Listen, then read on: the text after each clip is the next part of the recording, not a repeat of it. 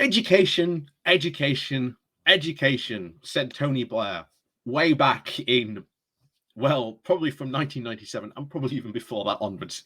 I can't really exactly say when he said it. But it was obviously a very big, famous speech that he gave, and he was right. Education is a massive cornerstone to any country. And woe betide any country that doesn't seriously invest in people's education. It can have a massive, massive detrimental effect to any country or any economy that does not invest in the education of its people. So it is really, really worrying that in the current Tory leadership contest, we are seeing both Truss and Sunak engage in weapons grade policy wars. Let's face it, that's what they're in, trying to say whatever, shall we say, the biggest promise to get them elected. Then of course then comes the promises. And one of the worrying things is that this has been a slow but steady, well, not even a slow and steady, it's been a complete slip and slide towards the far-right libertarians. And more of this far-right ideology, especially in and around education, is once again coming to the fore. And this is making a lot of experts in the area of education very, very worried about, well, the future of education for kids. It is massively important and something that we really need to pay attention to. And here's the thing, there are solutions out there to a lot of these problems with education, but both Rishi and Truss do not seem to want to be paying attention to the type of experts who could help them solve that problem. But then, of course, as Michael Gove infamously said, we've all had enough of experts. And of course, as the response very much came from other politicians, indeed going back to Tony Blair, sooner or later you have to pay attention to those experts because you're going to want to help, or at least need help, getting out of the hole that you've dug. And it's those experts that are going to be able to tell you, this is what you might need to do. You might need to do this. You might also have to consider this as well. You will need their advice. So over we go today, taking you back to school, as they say, with a bit about education today. And of course, the very worrisome promises that both Truss and Sunak are making around education. These are making a lot of experts in the realm of education very, very worried. So before we go diving into that, please do remember to hit that like and share button. And of course, down below, there are links to my Patreon page and a donation link called Buy Me Coffee, which can, well, buy me coffee. And as always, thank you very much to all those people who do help and support the channel that way. There is, of course, the YouTube thank you button down below as well. And of course, you can join the Pony Club, the YouTube subscription thing we have going as well. So thank you, everyone who supports the channel those ways. So over we go today to The Guardian with their piece on this. With the title of Truss and Sunak, Ideas on Education Are Sugar Rush Policymaking, Says Expert. This is sugar rush policymaking. It grabs a headline that has no real substance. Such was the verdict of one of the leading figures in the world of education to the policy promises on schools and universities from the two candidates in the Conservative leadership race. Education may not have been a key battleground in the campaign so far, but a number of eye-catching themes have already emerged. First, grammar schools. Both Liz and Rishi Sunak would like to see more of them. Is it feasible? Will it happen? And what would the impact be? Currently, it is illegal to open new grammar schools, thanks to a Labour ban, which has been in place since 1998. The selective system was phased out in most parts of the country from the 1960s amid concerns that it entrenched inequality, and those concerns persist. About 160 grammar schools do remain in England, and in recent years, pupil numbers at those schools have swelled significantly as the Tories have toyed with further expansions of selection, allowing existing schools to grow. Theoretically, the ban could be lifted, and there have been indeed calls for it to be written into the government's recent schools bill. All the evidence suggests, however, that grammar schools harm poorer children's life chances, and any attempt to lift that ban would be met with very fierce opposition. Critics say that the working class children do worse in areas of the country that have retained those grammar schools, and that the disadvantaged children are severely underrepresented in grammar schools. Oh, hang on. Spam. There you go. Where are we? That have retained those grammar schools, our children, those disadvantaged children, are severely underrepresented. Just 8.3% of grammar school pupils attract that additional pupil premium funding available to the most disadvantaged pupils, compared to the national average of 26.6% in secondary schools in England. Sir Chris Husbands, who is a vice chancellor at Sheffield Hallam and an expert in education policy, said, areas with selective schools tend to have a very competitive economy of private tutoring. The one reason why children of the affluent middle classes tend to dominate in grammar schools. The heyday of the grammar schools was 2 generations ago, when psychologists believed that the intelligence was fixed and unchanging, and so could be readily addressed at any age. And as we know, that is simply wrong. He added, it is difficult to fathom the electoral appeal in the defining the 4/5 of children as failures at 11, especially for a party of aspiration. Politicians forget that grammar schools were largely killed off by their intensive electoral unpopularity. Indeed, polling by YouGov earlier this year found that less than a third, 29% of those who took part in the survey, believed the government should build more grammar schools, compared to the 23% who were in favour of stopping the selection and forcing existing grammar schools to be opened to children of all abilities. One of the other notable education ideas to emerge from the campaign has been Liz Truss's proposal that all students that with 3 A stars at A level should automatically be offered the interview for a place at either Oxford or Cambridge as a way of improving access. As well as putting additional burden on those universities, this preoccupation with Oxbridge devalues every other university in the country, said Husbands. But most practically challenging is that no student has any grades, let alone 3 A stars, when they're applying for university.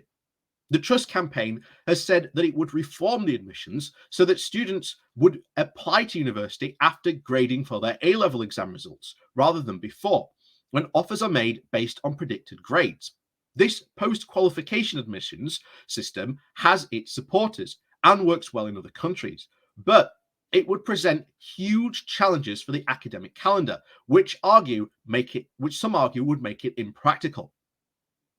It was most necessarily rejected only a few months ago by the then Education Secretary Nadeem Zafari, who saw it as a potential for chaos and rushed decision-making, said Husbands. Claire Callender, the professor for higher education at Belbeck and UCL Institute for Education, is concerned, of course, about the impact of Truss's Oxbridge interview policy and on contextual admissions, where the additional information, such as students who live or within the school where they went to, are taken into account and try to make the system fairer. With the introduction of Truss's policy, there may not be the capacity at even Oxbridge to actually interview those students with grades who might be slightly lower because of circumstances, but those who potential might be even greater. Another approach to interviews might be, she suggests, in interviews of widening participation that may be made for an argument for interviewing all kids with receipt of free school meals who live in the Polar 1 areas, which have the most lowest undergraduate participation rates, and interview, said Callender. Otherwise, the suggestion is primary pandering to only the wealthiest pupils who attend independent schools and who believe that their parents believe that they are being squeezed out of Oxbridge. Rishi Sunak, meanwhile, is promising to build on the existing Conservative policies to phase out university degrees that do not improve students' earning potential, and of course, to try and expedite the controversial Higher Education Freedom of Speech Bill, which is currently in the House of Lords. In an interview with the Sunday Times, he also outlined the plans for the British baccalaureates, which would require all 16-year-olds to study maths, English beyond GCSE. In Germany, France, and Asia, youngsters are still studying maths all the way up to 18, and in the way of a modern and how in a way the modern economy works. I think this is going to hold us back if our youngsters don't have those skills, the former chancellor said. Labour unveiled a very similar policy back in 2014, and it is true that in most developed countries, key subjects like maths are compulsory until students leave school. However sensible, of course, the idea, it would be demand a huge investment and many hundreds of more teachers at a time when, again, finances are tight and there is already in crisis in teacher recruitment and retention, especially in maths. When this party election is over, there will have to be a very serious education policy to be addressed, said Husbands. How to fund schools after years of underinvestment, how to improve education catch-up and recovery after the disruption of the pandemic, the widening attainment gap, and of course, the growing fundamentally changes in university, where tuition fees have plummeted in the value of being frozen for over a decade. Neither candidate is giving anyone the impression that they are ready for that. Schools deserve better, universities deserve better, but most of all, children and young people deserve better. So, yeah, not surprisingly, of course, they are vastly interested in stuff like this. Not surprising at all. And indeed, it is very worrying that when you see conservatives talk, they always talk about, Oxbridge, Cambridge, or those are like, as if those are like the only universities that exist in the country. When in reality, if you get a degree at Oxbridge, but you got one in, I don't know, Sheffield Hallam, what's really the difference between those two degrees? The only difference is that the location where you got those degrees. And unfortunately, because of this attitude, people value the geographical location you obtain that degree far, far more than what maybe even what your grade was, or even what your current capabilities might even be. In fact, this actually happened to a friend of mine. She went for an interview at a solicitor's place, and their interviewer was actually trying to say to her, well, why didn't you go to a better university? And she went to Nottingham, and they do law, and that's where she did her law degree. She came out with a pretty good law degree, but here was a guy who was interviewing her. And bear in mind, this wasn't like her first job. She'd already been in sort of the sort of being a solicitor for quite a while. So she'd already, passed the bar and everything. So she's already been like a fully fledged solicitor. But he was a guy basically saying, why didn't you push to go somewhere better? And to be honest, at that moment, that was very much a bit of snobbery. And unfortunately, what you see here, that's how that attitude, what happened there in that interview, gets encouraged by this attitude of the conservatives pushing people to think that only like 2 universities in this country actually matter. And it doesn't. There are thousands of universities across this country where you can get the exact same degree you could get in Oxford or Cambridge. The only difference is geography, where you got that degree. And unfortunately, there's a lot of people out there who place geography far, far more than sort of what you are currently doing, or your abilities, or your experience, or anything like that. So this is definitely something that we sort of need to pay attention to when it comes to sort of education. But it is, again, very, very clear. They haven't got a clue. And as we've talked about before, there is a serious education crisis coming along by the fact that teacher retention and teacher recruitment are absolutely abysmal. And how do you solve that situation where you don't have enough teachers? So there's far more problems that need to be solved, rather than just worrying about how many children you send to Oxford and Cambridge. And again, I think the guy in the article says it right. It's just sugar rush policies that are trying to attract the most attention, and they aren't taking a serious area, well, seriously at all. So, as always, thank you very much for watching. Please do remember to hit that like, share, and subscribe button. And of course, down below, there are links to my Patreon page and more donation link called Buy Me Coffee, where you can, well, buy me coffee. And as always, thank you very much for watching, and we'll see you all next time.